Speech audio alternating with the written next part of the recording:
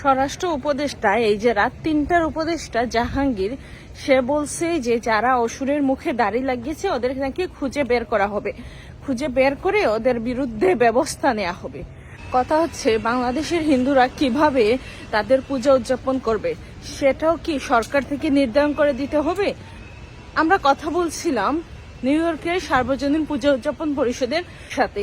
আপনারা একটু শুনুন যে নিউ ইয়র্কে বিদেশের মাটিতে বসে একজন মানুষ কিভাবে তার ধর্মীয় অনুষ্ঠান পালন করতে পারছে নিরাপদে নির্বিঘ্নে, অথচ বাংলাদেশের মানুষজন, বাংলাদেশের হিন্দুরা সংখ্যায় কম বলে তারা তাদের ধর্মীয় অনুষ্ঠান পালন করতে পারছে না।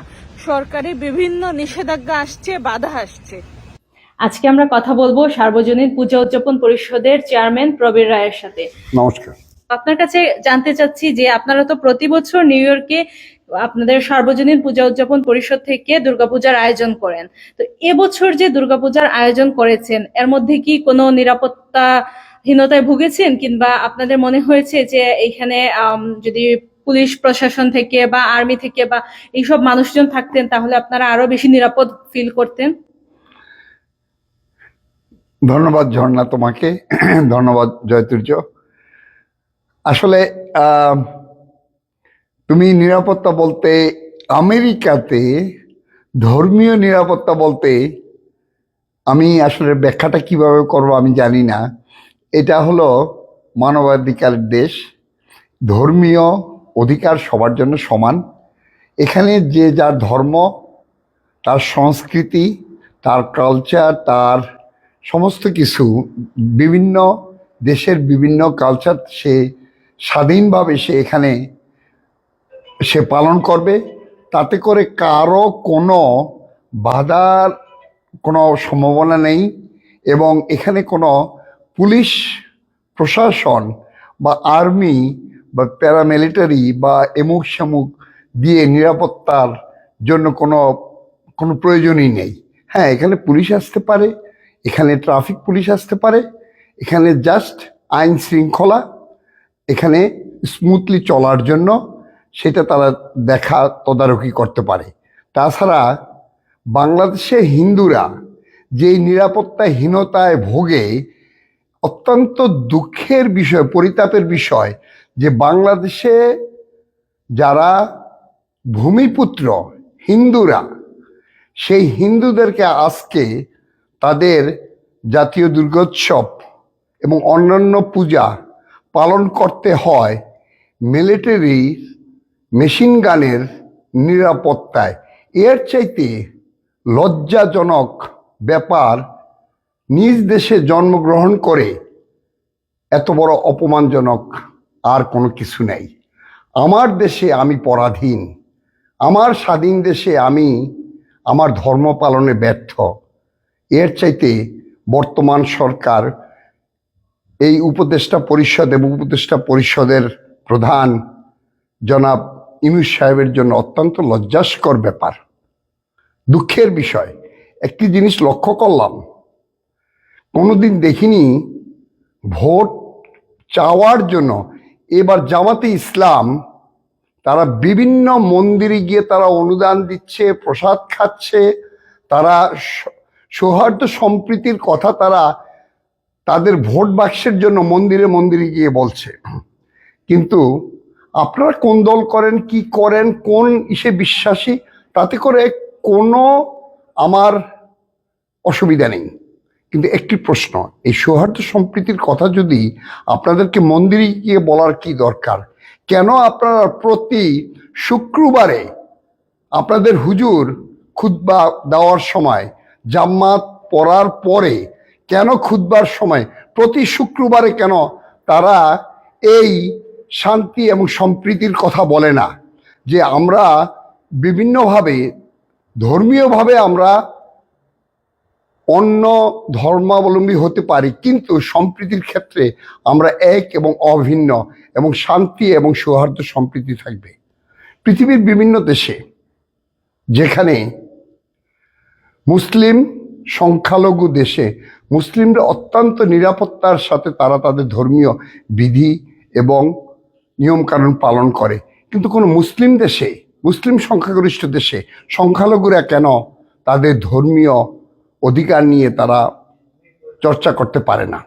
বাংলাদেশের সংখ্যালঘু সম্প্রদায় বিশেষ করে হিন্দুরা এখন কোন অবস্থায় আছে? বর্তমানে বাংলাদেশে হিন্দুদের অবস্থান অত্যন্ত নাজুক, অত্যন্ত ভয়াবহ, অত্যন্ত বেদনাশীল অবস্থার ভিতর দিয়ে হিন্দুরা দিনাতিপাত করতেছেন। আমি বর্তমান এই অবৈধ এই তত্ত্বাবধায়ক সরকারের কাছে আমি বাংলাদেশে হিন্দুদের নিরাপত্তা চাব না, কারণ তারা নিজেরাই হিন্দুদের অত্যাচারের এবং হিন্দুদের উপরে নিপীড়ন করার একটি সংঘবদ্ধ তারা দল। তারা বিভিন্ন জায়গায় বিভিন্নভাবে মব জাস্টিস, মব ভায়োলেন্স করে হিন্দুদেরকে বিভিন্ন জায়গায় বিভিন্ন শিক্ষক, ডাক্তার, মানে প্রফেশনাল লোকদেরকে সচিবালয় থেকে বিভিন্ন জায়গা থেকে তাদেরকে জোর জবরদস্তি করে শুধু হিন্দু হওয়ার কারণে যেইভাবে হেনস্থা করে চাকরিচ্যুত এবং তাদের ব্যবসা বাণিজ্য থেকে সারা বাংলাদেশে বিএনপি এবং এই এনসিপি, যেটা মানে সত্যি কথা বলতে বলতে এনসিপি মানে আমি তাদেরকে বলবো যে একটি নষ্ট মানে ক্রিমিনাল পার্টি তারা, এবং বিএনপির উপরে জনগণের অনেক ভরসা ছিল।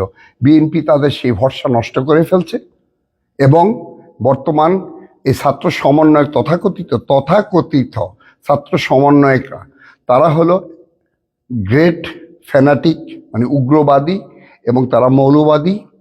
তাদের কাছে আমি বাংলাদেশে হিন্দু তথা খ্রিস্টান, বুদ্ধিস্ট, উপজাতি সকল সংখ্যালঘু, ইভেন বহু সংখ্যালঘু মুসলিম যারা শিয়া, কাদিয়ানি, আহমেদিয়া, তাদেরও সবার নিরাপত্তার আমি কামনা করি। কাদের কাছে? বাংলাদেশের যে সমস্ত প্রগতিশীল মুসলিম ভাইয়েরা আছেন, যে সমস্ত মুসলিম জনগোষ্ঠী আছেন যারা অত্যন্ত সংবেদনশীল এবং নিজ ধর্মকে অন্তরে তারা ধারণ করে এবং অন্য ধর্মের প্রতি শ্রদ্ধাশীল, আমি তাদের কাছে বিনীত জোরে আমি নিবেদন করব, আপনারা বাংলাদেশে আপনাদের এই প্রতিবেশী সুরিদ, সংখ্যালঘু এবং শিয়া, কাদিয়ানি, আহমেদিয়া, উপজাতি, হিন্দু, খ্রিস্টান, বুদ্ধিস্ট এদেরকে নিরাপত্তা প্রদান করতে আমি আপনাদের কাছে অনুরোধ জানাচ্ছি, বিনীত অনুরোধ জানাচ্ছি। একমাত্র আপনারাই পারেন বাংলাদেশে এই সংখ্যালঘুদের নিরাপত্তা বিধান করতে। ধন্যবাদ।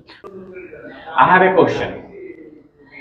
আমার প্রশ্নটা হচ্ছে যে স্বরাষ্ট্র উপদেষ্টা, কথিত স্বরাষ্ট্র উপদেষ্টা বলছে যে এই বছর দুর্গাপূজাতে 723টা পূজা মণ্ডপে অসুরের মুখ থেকে দাড়ি কেটে নেওয়া হয়েছে। মানে দাড়ি ছিল এবং এই দাড়ি দিয়ে মানে সাম্প্রদায়িক দাঙ্গা লাগানোর চেষ্টা করা হয়েছে। এই বিষয়ে আপনার মন্তব্য কি? মানে হিন্দুরা তাদের মন্দিরে বা অসুরকে কিভাবে সাজাবে না, সেটা কি স্বরাষ্ট্র উপদেষ্টা বা এই উগ্রপন্থীরা নির্ধারণ করে দেবে? এই সম্পর্কে আপনার মতামত কি? আসলে বাংলাদেশের সবচাইতে বড় ব্যবসা হলো ধর্ম ব্যবসা। তো সেখানে কিছু সুরসুরি দিয়ে যদি এই গদা ইকবালের মতো কিছু মানে লোকদেরকে এখানে ফ্যানাটিক বানায়া এবং পাগল বানায়া সমাজে ছেড়ে দেওয়া যায়, তাহলে এর ভিতর দিয়ে হিন্দু নির্যাতন, হিন্দু অত্যাচারের ভিতর দিয়ে হিন্দুদের ব্যবসা বাণিজ্য, তাদের জায়গা জমি, তাদের যুবতী মেয়েদেরকে, আমাদের হিন্দু মা বোনদেরকে তারা ইজ্জত হরণ করার একটি সুযোগ পায় এবং দেশের ভিতরে বিশৃঙ্খলা সৃষ্টি করে ফায়দা লোটার সুযোগ নেয়। প্রতি বছরই যেই দলই হোক, এখানে জামাতে ইসলাম হোক, এই বর্তমান উপদেষ্টা পরিষদই হোক, বিএনপি হোক, আওয়ামী লীগ হোক, আর যে কোনো দলই হোক, সবাই হিন্দুদেরকে বলির পাঠা করে বিভিন্নভাবে সুযোগ নেওয়ার চেষ্টা করে। আর এই স্বরাষ্ট্রমন্ত্রীর কথা কি বলবো, আমার তো নিজেরই সন্দেহ হয়। তার আগে তিনি বলেছিলেন যে বিভিন্ন মন্দিরে মদ খাওয়া বন্ধ করতে হবে, অমুক সেমুক হ্যান ত্যান। আমার তো মনে হয় তিনি সবসময় অপ্রকৃত অবস্থায় থাকেন, তিনি প্রকৃতস্থ থাকেন কিনা সেটাই আমার সন্দেহ হয়। এবং তার কথাবার্তার ভিতরে যে অসংলগ্ন কথাবার্তি, তিনি আইন সম্বন্ধে, দেশের আইন সম্বন্ধে জানেন না, অস্ত্র আইন সম্বন্ধে জানেন না, হিন্দুদের রীতি কালচার সম্বন্ধে সে জানেন না, সে হুট করে মন্তব্য করে দেন। তাতে নিয়ে তার শারীরিক এবং মানসিক সুস্থতা নিয়ে আমার প্রশ্ন হয়। সুতরাং সে যেই অপচেষ্টা চালানোর চেষ্টা করেছিল, এটা বাংলার জনগণ এবার খায়নি। অত্যন্ত চমৎকার বিশ্লেষণ, অত্যন্ত যৌক্তিক বর্ণনা করেছেন আপনি। তা এটার সাথে আসলে আমি আরেকটা জিনিস আপনার কাছে জানতে চাই। আপনি যে বলেছেন যে সম্প্রীতি, সৌহার্দ্য, এই বিষয়গুলোর সাথে আমাকে একটু বলেন তো যে এইবার আমরা দেখেছি 723টা পূজা মণ্ডপ থেকে অসুরের দাড়ি কেটে নেওয়া হয়েছে, কারণ তারা এটার জন্য বলেছে যে এই দাড়ির সাথে যারা দাড়ি কেটেছে তারা বলেছে যে দাড়ির সাথে মোল্লাদের দাড়ির একটা সম্পৃক্ততা তারা পাচ্ছে। তো এই বিষয়ে আসলে আপনার মন্তব্যটা কি? ধন্যবাদ। আসলে এটা বড়ই একটা হাস্যস্কর ব্যাপার, বড়ই একটি অদ্ভুত তাদের চিন্তা ভাবনা, অনুভূতি।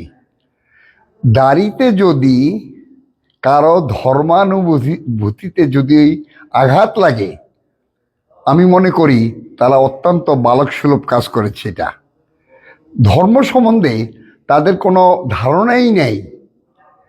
এখানে আমি একটি কথা বলতে চাই, বাংলাদেশে অধিকাংশ মানুষ অত্যন্ত ধর্মপ্রিয় এবং প্রগতিশীল মুসলিম।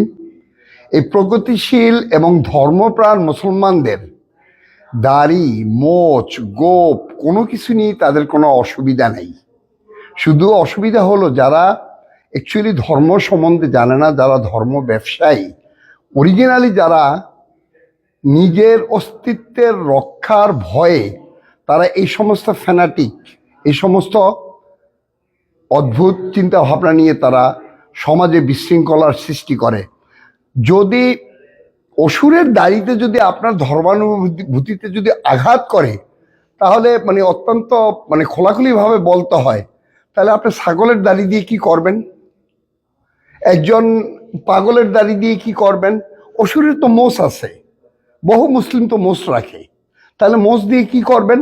আপনার চোখের ভুঁড়ি আছে, এই যে আমাদের জামাতে ইসলামের আমাদের শফি হুজুরের তো ভুমুরি আছে, তার ভুমুরি তো সাদা হয়ে গেছে, তো অসুরের তো ভুমুরি আছে, তাহলে কি আপনারা সেই ভুমুরি করে কেটে দিবেন? এটা কি ধরনের কথা আমি তো বুঝতে পারতেছি না। হিন্দুরা তো জল খায়, তাদের পূজাতে বিভিন্ন উপকরণ লাগে, জল লাগে, কলা লাগে, ডাব লাগে, আপনার নারিকেল লাগে, আপনার তিল, ধান, দুব্বাই, কত প্রকৃতির প্রতিটা সামগ্রীর সমন্বয় হলোই হিন্দু সনাতন ধর্মের পূজা। এখানে মানুষ এবং প্রকৃতির সমন্বয়েই মা দেবীর আরাধনা করা হয়। তাহলে হিন্দুরা যেহেতু জল দিয়ে পূজা করে, বিভিন্ন উপকরণ দিয়ে পূজা করে, তাহলে কি সেইগুলোকে আপনারা বর্জন করবেন? সেগুলো কি নিষেধ হবে? একটি ছোট্ট কথা ভাই, আপনার মনের পরিবর্তন করতে হবে। আগে আপনারা আপনাদের নবীজিকে জানুন, আপনাদের ধর্ম সম্বন্ধে জানুন, তারপরে আপনারা এই ধর্মান্ধতা নিয়ে কথা বলেন। নবীজি কি বলে গেছিল আপনাদের শেষ বিদায়ী হজের সময়? যার যার ধর্ম তার তার কাছে, আমার ধর্ম আমাকে পালন করতে দেন, আপনার ধর্ম আপনি পালন করেন। এগুলা এই সমস্ত অসভ্যতামি, নোংরামি, এই সমস্ত অসভ্যতামি নোংরামি বন্ধ করতে হবে। আপনারা যতদিন পর্যন্ত এই অসভ্যতামি নোংরামিকে আশ্রয় করে মানুষের প্রতি অন্যায় অবিচার করবেন, তত সময় আপনারা তার 50 গুণ পিছিয়ে চলে যাবেন সমাজ থেকে। এখানে কেউ আপনাদের কিছু করতে হবে না, আপনারাই আপনাদের ধর্মকে পিছিয়ে টেনে নিয়ে যাচ্ছেন। সমাজের কাছে, রাষ্ট্রের কাছে, বিশ্বের কাছে কেন ফর নাথিং এই ধর্মকে একটি হাস্যস্কর করে তুলতেছেন? এই জন্য দায়ী কোনো হিন্দু, খ্রিস্টান, বুদ্ধিস্ট বা অন্য কোনো জাতি না, আপনি নিজে। কারণ আপনি ধর্মের নামে ধর্মান্ধতা নিয়ে আপনি মৌলবাদিতা করতেছেন, এই জন্য দায়ী আপনি। পরিচয় করিয়ে দিয়ে আমাদের সাথে এই ছিলেন প্রভাস মণ্ডল, সার্বজনীন পূজা অর্জন পরিষদের সম্মানিত সভাপতি, এবং আমার ডান পাশে ছিলেন সার্বজনীন পূজা অর্জন পরিষদের কোষাধ্যক্ষ জনাব প্রবীর বিশ্বাস, এবং যিনি কথা বললেন সার্বজনীন পূজা উদযাপন পরিষদের সম্মানিত চেয়ারম্যান প্রবীর রায়, আপনাদের সবাইকে ধন্যবাদ।